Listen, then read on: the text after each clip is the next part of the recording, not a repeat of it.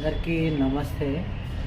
అయితే ఈరోజు ఏం చెప్పాలనుకుంటున్నా అంటే, ఇప్పుడు బాల్కనీ వేస్తున్నా, నేను లప్పం పెడుతున్నా. అంటే చాలామందికి తెలియంది ఏముందంటే, ఇట్లా కలర్ మీద చాలామంది పెట్టేస్తూ ఉంటారు. అయితే అలా పెట్టడం వల్ల ఏమవుతుందంటే, కొన్ని రోజులకైనా అది ఊడిపోయి రావడం, మళ్ళీ ఇంకా ఎక్స్ట్రా అన్నీ జరుగుతూ ఉంటాయి.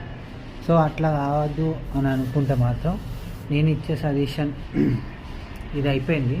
అవతల మొత్తం ఇంకా సింగిల్ కోట్ పెట్టి మళ్ళీ డబల్ కోట్ పెట్టాలి. అది ఒక మిషన్ ఉంటుంది, అది బాగా స్క్రబ్ చేయాలి. ఆ స్క్రబ్ చేసిన తర్వాత లప్పం పెడితే ఫస్ట్ కోట్ మొత్తం గజ్జలు వచ్చినాయి, సెకండ్ కోట్లో లెవెల్ వస్తుంది. అప్పుడు ఆ లప్పం అనేది పోదు.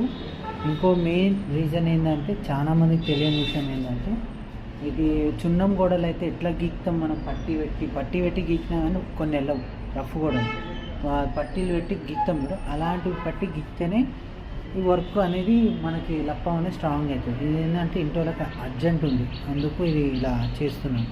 సో మన ఫ్రెండ్స్కి, మన సబ్స్క్రైబర్లందరికీ నా విన్నపం. ఓకేనా, బాయ్ ఫ్రెండ్స్.